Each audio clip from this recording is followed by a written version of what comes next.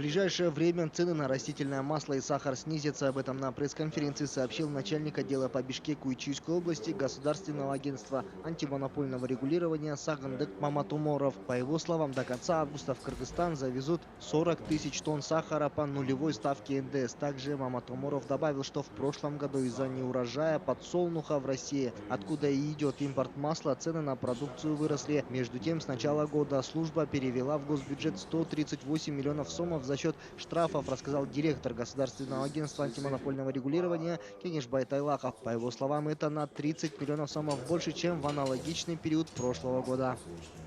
Здесь мы усилили аналитическую работу, да? Здесь анализ товарных рынков, экономический анализ, также усилили наблюдение именно в отношении доминантов. Здесь мы проводим экономическое статистическое наблюдение, да? Третий механизм – это мониторинг цен на социально значимые товары, да? Здесь мы должны изучить постоянно рынки, да? Мониторить все